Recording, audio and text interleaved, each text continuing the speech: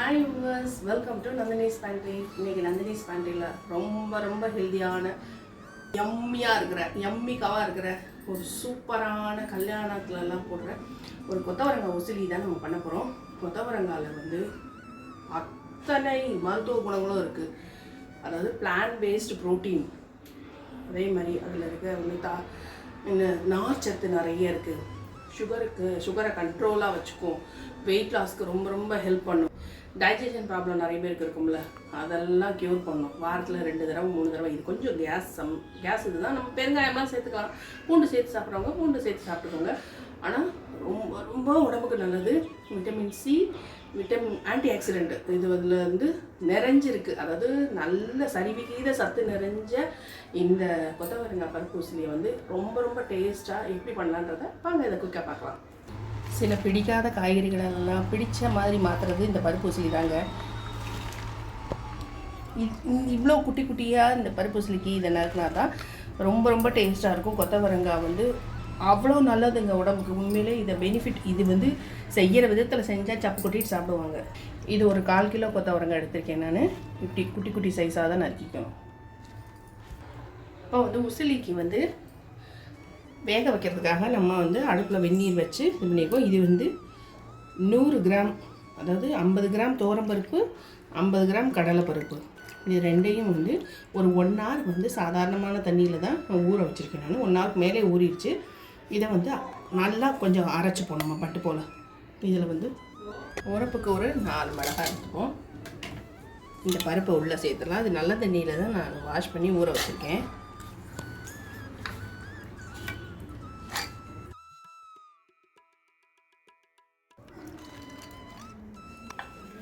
கருவேப்பிலை 2-3 ஆறுக்கு சேர்த்துக்கலாம்.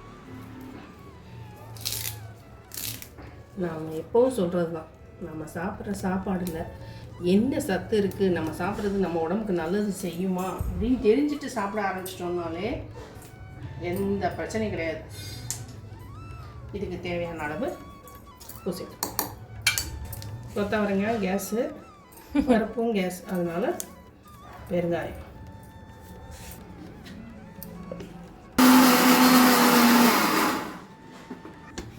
இது நம்ம கெட்டியாக அரைச்சிருக்கனால அப்படியே எடுத்து வச்சிடலாம். வெந்நீர் வச்சாச்சு, அது கொதிக்க ஆரம்பிச்சிருச்சு. இப்போ ஒரு நிமிஷம். ஏம்மா துணி வச்சிங்க? அது கொஞ்சம் நல்லா கொஞ்சம் டைலூட்டாக அரைச்சிட்டேன், அதனால். குறகுறன்னு இல்லாமல், அதாவது கொஞ்சம் தண்ணியை அரைச்சிட்டேன் நான். தண்ணி அதாவது லைட்டாக தான் திருண்டு தான் விட்டேன். கூடிச்சு. தண்ணி சேர்க்காமல் அரைச்சிக்கோங்க. அப்போ தான் அது வந்து உசிலிச்சு, அதாவது வேக வைக்கிறதுக்கு வசதியாக இருக்கும். சம்டைம்ஸ் நம்ம ஆயிலில் டைரெக்டாக அதை போட்டு அப்படியே பண்ணுவோம். அது ரொம்ப ஆயில் சேர்க்கணும். ரொம்ப ஆயில் சேர்த்தா தான் வந்து அது நல்லா வரும். உதிரா அது தேவையில்லை. இதுதான் ஹெல்த்தியானது. அதனால பாட்டிலாம் இப்படி தான் பண்ணுவாள். இப்போ உசிலிக்கிறதுனா என்ன அர்த்தம்? வேக வச்சு அதுக்கப்புறம் உதிர்த்து பண்ணுறதுக்கு பேர் தான் உசிலின்றது.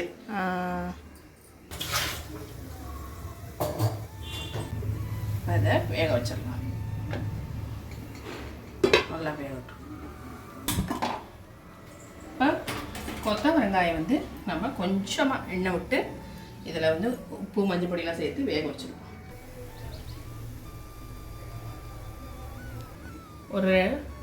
ஒரு ஸ்பூன் அளவு எண்ணெய் விட்டாச்சு. எண்ணெய் காயட்டும். இது நல்லா நறுக்கிட்டு வாஷ் பண்ணி, அதான் ஃபஸ்ட்டே வாஷ் பண்ணிவிட்டு நறுக்கி வச்சுருக்கோம். அதை வந்து இப்போ சேர்த்துடலாம். எண்ணெய் சூடாயிடுச்சு.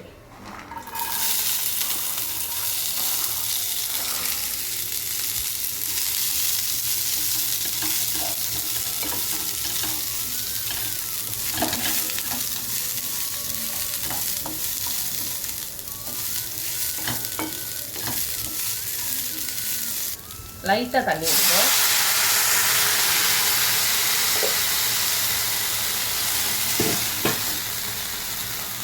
அடுப்பை நல்லா குறைச்சி தீயில் வச்சுட்டு இதுக்கு அளவாக கல் உப்பு. என் கை ஈரம், அதனால தான் நான் வந்து உப்பை வந்து ஸ்பூனில் போடுறேன்.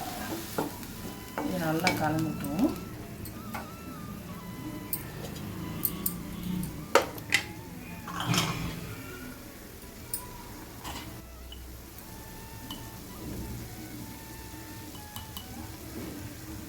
லைட்டாக மஞ்சள் பொடி.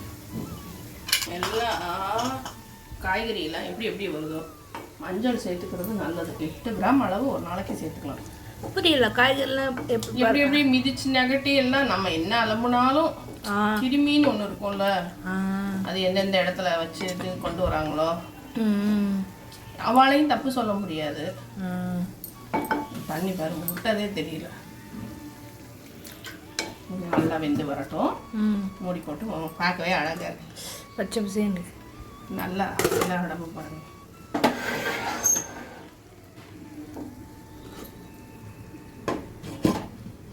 இது ஒரு 10 நிமிஷம் கொத்தவரங்காய் வந்து நல்லா வேகணும். நல்லா வேக வச்சிட்டோம்னா டைஜஷன்லாம் அடையாது, அழகாக சூப்பராக டைஜஷன் ஆகிடும். இப்போ வந்து இதுவும் நல்லா வெந்துட்டு வருது. இன்னும் ஒரு 5 நிமிஷம் இருக்கட்டும். நம்ம வச்சு ஒரு 2-3 நிமிஷம் ஆச்சு. 5 நிமிஷம் இருக்கட்டும்.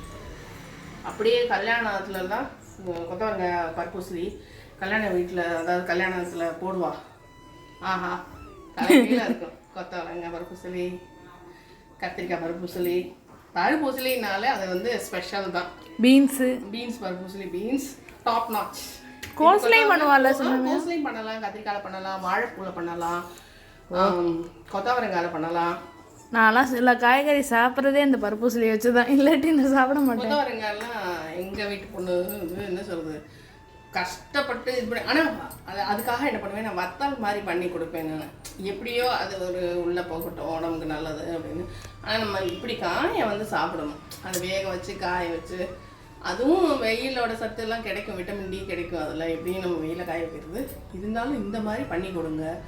சின்ன குழந்தையிலேருந்தே இந்த மாதிரி வெஜிடபிள்ஸ் எல்லாம் கொடுத்து பழகிட்டிங்கன்னா, பர்டிகுலராக கேரட் உருளைக்கிழங்குன்னு கொடுத்து குழந்தைங்க கொல்லக்கூடாது. கேரட் எப்படி சாப்பிடுவாங்க? உருளைக்கிழங்கு சின்ன குழந்தைங்களுக்குலாம், ரொம்ப சின்ன குழந்தையிலேருந்து அதைத்தானே பழக்கிறாங்க. பல்லு 32 பல்லு முளைச்சி நல்லா மென்று சாப்பிட பழக்கினாலே, மெயினாக நல்லா மென்று சாப்பிட பழகிட்டாலே எந்த நோயும் வராது. சில பேர் அப்படியே முழுங்கிடுவாங்க. நம்ம சலைவாவோட சேர்ந்து அது வந்து டைஜஷனுக்கு நல்லா ஹெல்ப் பண்ணும். நம்ம சமைக்கிற சாப்பாடு பார்க்குறவங்களுக்கும் சரி இவனும் சரி நல்லா தலைவாய் வரணும், ஆசையாக இருக்கணும், பசியை தூண்டணும். பார்க்கும்போதே ஆஹா இந்த மாதிரி பண்ணி சாப்பிட்றணும் அப்படின்னு. எதுவுமே வந்து அன்ஹெல்தியே கிடையாது. எல்லாமே நம்ம பண்ணுறது எல்லாமே ஹெல்தியானது தான்.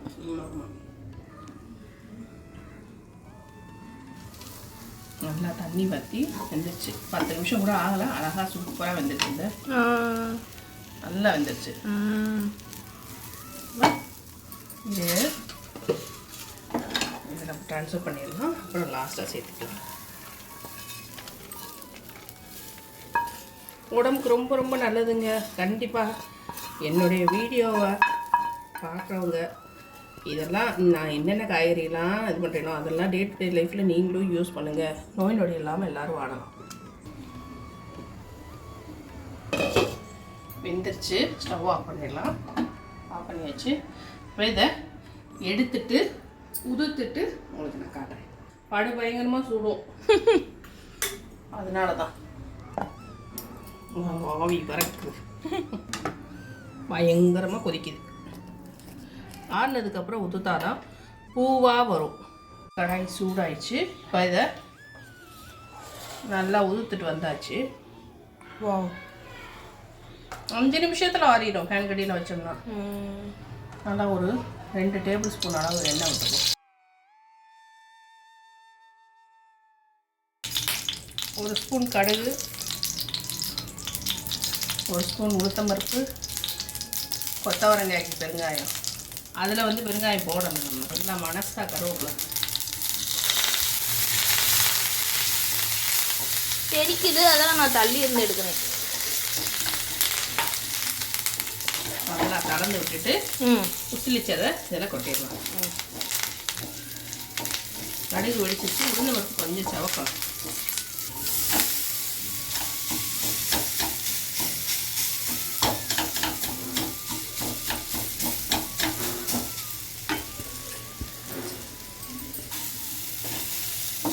உளுந்த பருப்பு டக்குன்னு வந்துடும். அதான் நான் டக்குன்னு போட்டேன். இங்கே நல்லா உளுத்தணும்.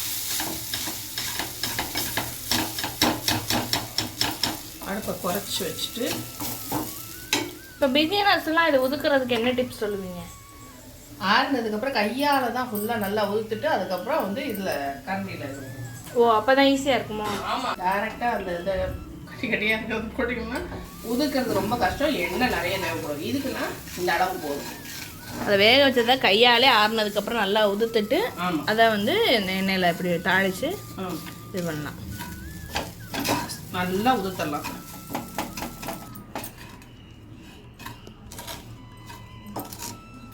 இன்னொரு ஐடியா, இது உதுக்க கஷ்டமாக இருந்ததுன்னா நல்லா கம்ப்ளீட்டாக ஆறுனதுக்கப்புறம் ரூம் டெம்பரேச்சர் வந்ததுக்கப்புறம் மிக்சியில் போட்டு கூட பிச்சு போட்டு மிக்சியில் ஒருத்தர் திருப்பினா பூவாயிடுச்சு. கரெக்ட்.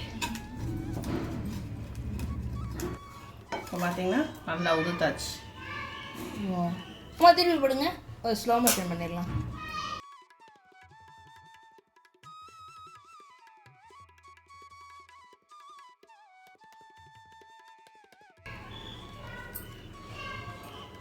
கொத்தவரங்க இதில் சேர்த்துடலாம். ப்ரோட்டீனோட எல்லா சத்தும் நிறைஞ்ச சரிவிகித சைட் டிஷ். நல்லா கலந்து விட்டுட்டு சர்வ் பண்ணிட வேண்டியதான்.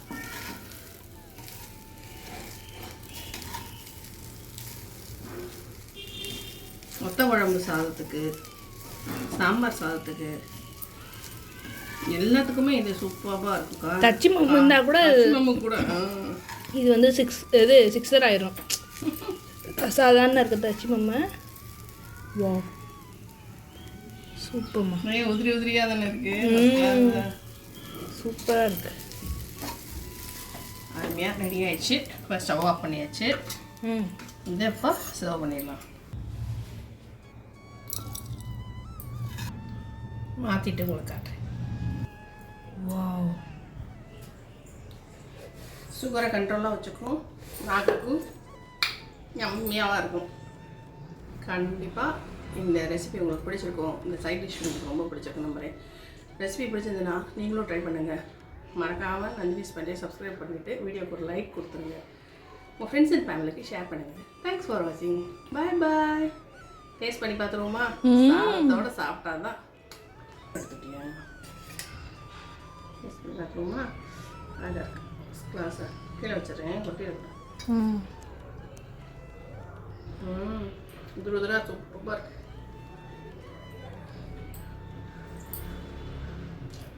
உப்பெல்லாம் கரெக்டாக இருக்கும், ஃபஸ்ட் கிளாஸாக இருக்குது. கண்டிப்பாக ட்ரை பண்ணி பாருங்கள். பாய்.